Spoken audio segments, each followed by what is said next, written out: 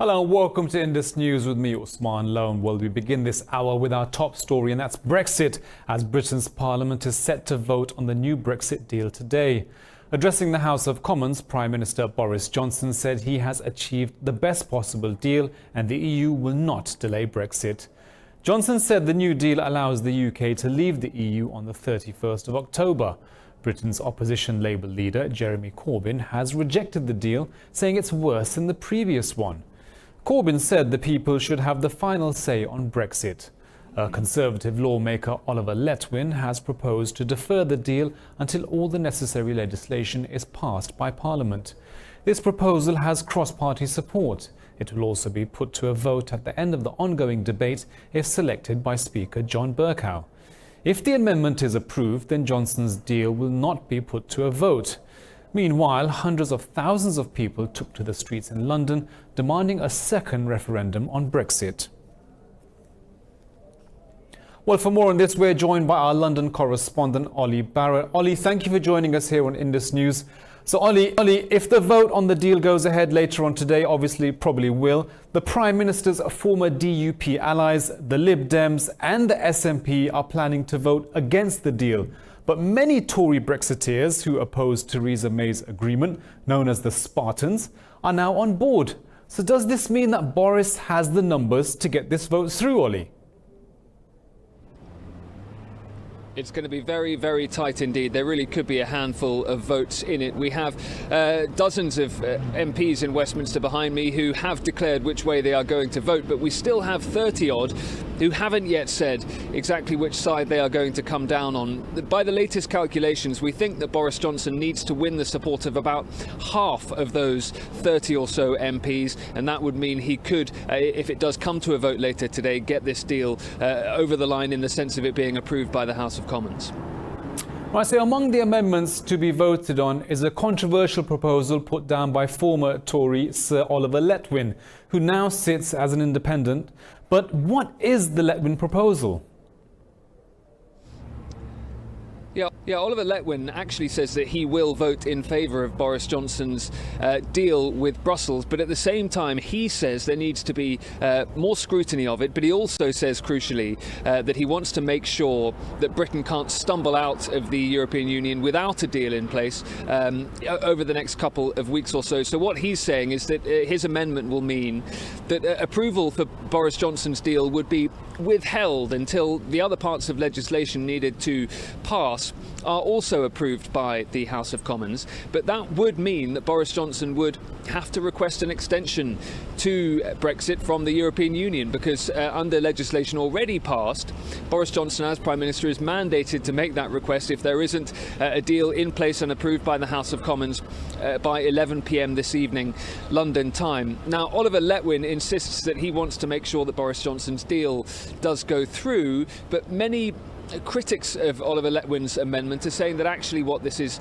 going to allow is a further frustration of the Brexit process and perhaps a frustration of Boris Johnson's Brexit deal, that MPs in the meantime might try and attach further amendments to the deal that Boris Johnson's agreed with Brussels, making it all very complicated indeed. And some Brexiteer lawmakers are completely convinced that actually what Oliver Letwin's amendment is going to be used to do is to delay Brexit to the point where there might be a second referendum.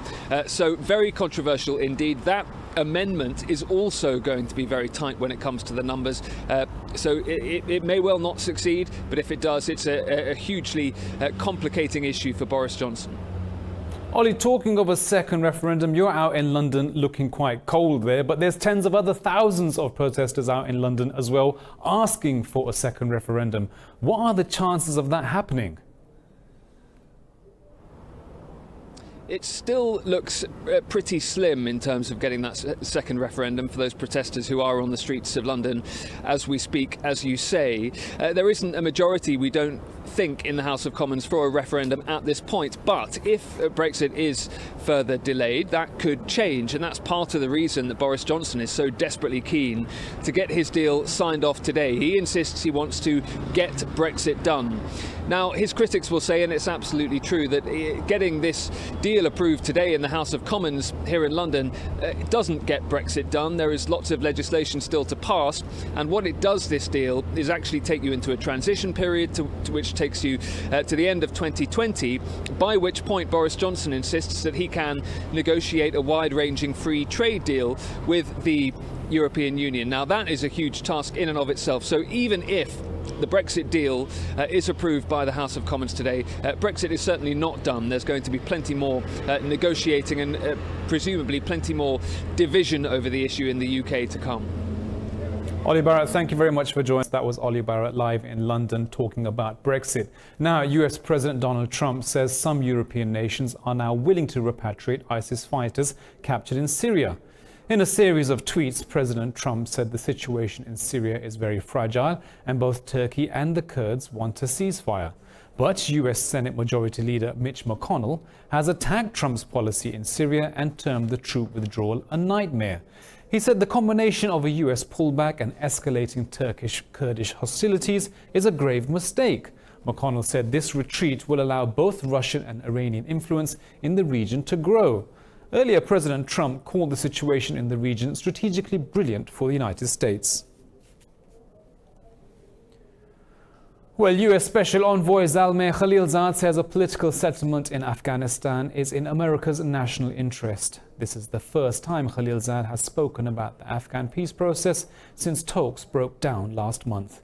In a meeting with newly appointed Military Chief General Mark Milley, Envoy Khalilzad said peace in Afghanistan will safeguard the US from terrorists. He said a political settlement with the Taliban would allow the US to reduce the burden of war and protect 2 decades of progress in Afghanistan. To revive the peace process, Khalilzad and a Taliban delegation visited Islamabad earlier this month and met with Pakistan's Foreign Minister and President.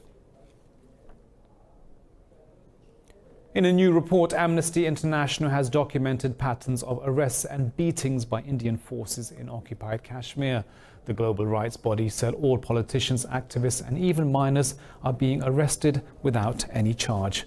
Amnesty International says every Kashmiri detainee interviewed for the report said they had been tortured and subject to inhumane and degrading treatment. It said in most cases the families and lawyers of detained Kashmiris have no information about their whereabouts or the charges leveled against them. The Indian-imposed clampdown and communications blackout in the valley has now entered its 76th day.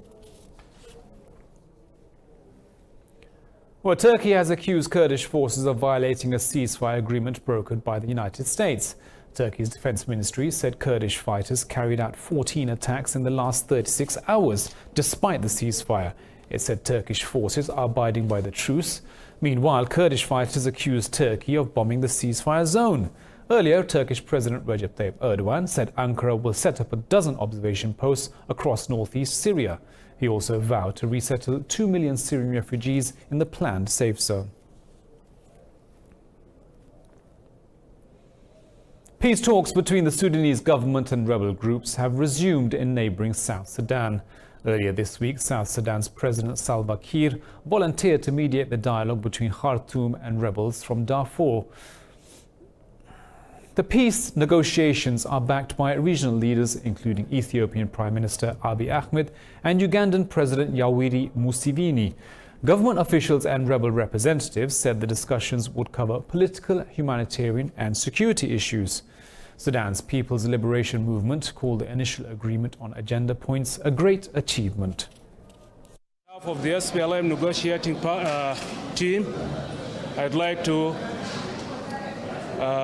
explain that what happened today in Pyramid Continental Hotel was a great achievement in the negotiations that started today. The two parties embarked in direct engagement. In Somalia, 20 Al-Shabaab militants have been killed in a military operation in central Hiran province. The operation was conducted after the regional administration called for help from Mogadishu. Officials said the military operation was carried out between the towns of Jalassi and Bula Bardi. They said 18 guns and other weapons have been seized from the militants. The operation follows several Al-Shabaab attacks on Somali military bases last month. 52 security officers have been injured and 70 people arrested during anti-government protests in Lebanon. The latest unrest was prompted by anger over inflation and new tax proposals, including a fee on WhatsApp voice calls. Riot police in vehicles and on foot rounded up a number of protesters. They fired rubber bullets and tear gas canisters, dispersing demonstrators in Beirut's commercial district.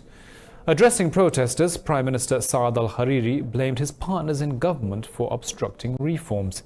He gave them a 72-hour deadline to stop blocking him, but stopped short of resigning. Israeli forces have shot dead an unarmed Palestinian man at an army checkpoint in the West Bank. The Palestinian Red Crescent said Israeli soldiers did not allow its ambulances to transport the wounded to the hospital. It said the Palestinian victim later succumbed to wounds in the custody of Israeli troops. Meanwhile, Palestinian medics said Israeli forces injured 73 Palestinians during weekly protests.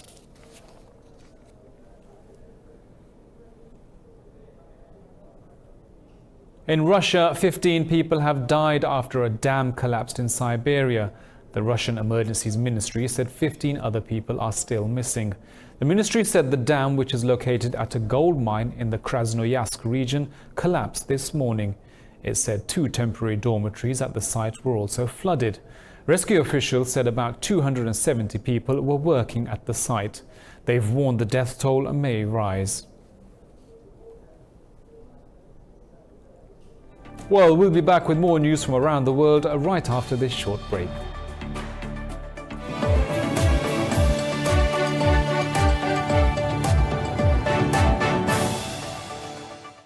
Hello and welcome back to Indus News. Now, the United States has sent its first all-female expedition into outer space. This much-anticipated milestone for NASA was achieved during a relatively routine mission to swap faulty batteries on the station's exterior. More in this report. US astronauts Christina Koch and Jessica Meir made history as they stepped outside the International Space Station. Both clad in white spacesuits and tied by cords to the station some 408 kilometers above Earth, walked to help condition energy stored from the station's solar panels. US President Donald Trump talked to the astronauts amid mission. Congratulations, Christina and Jessica, on this historic event. This is truly historic. And you're right now on television all over the world, so don't get nervous. The mission lasted 5 hours. Friday's spacewalk, formerly called extravehicular activities, is in line with the US Space Agency's aim to ramp up inclusivity in space. We hope that we can provide an inspiration to everybody, not only women, but to everybody that has a dream, that has a big dream, and that is willing to work hard to make that dream come true. Astronaut Koch is scheduled to complete the longest single space flight by a woman by remaining in orbit around the station until February 2020. In India, hundreds of dead fish were found washed up on a riverbank in the southern city of Ramswaram. This is the second such case to emerge in the area over the past 10 days. Local fishermen blame a sudden change in temperature for the mysterious phenomenon. Fishermen estimate there are 10 tons of dead fish on the Ramswaram riverbank, and they're working to remove the carcasses before they pollute the water. On the 11th of October, hundreds of dead fish were found floating in a lake in nearby Coimbatore city.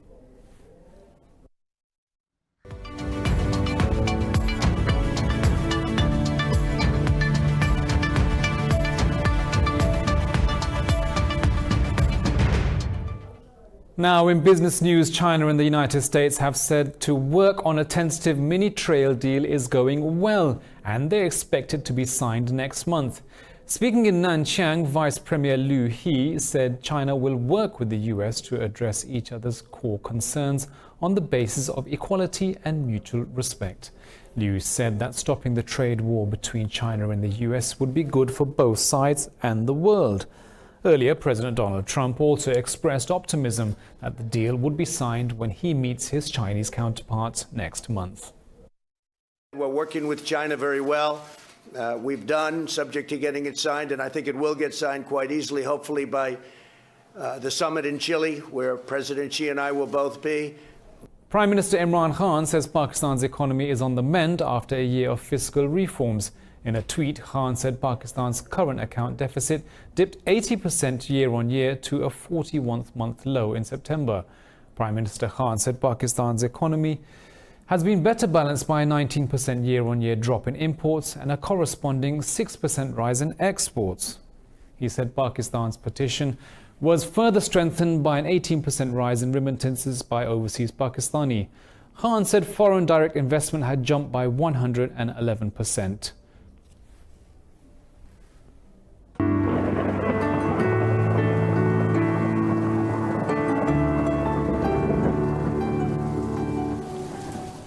Well, it's 27 degrees here in Lahore, but let's take a look at the weather around the world.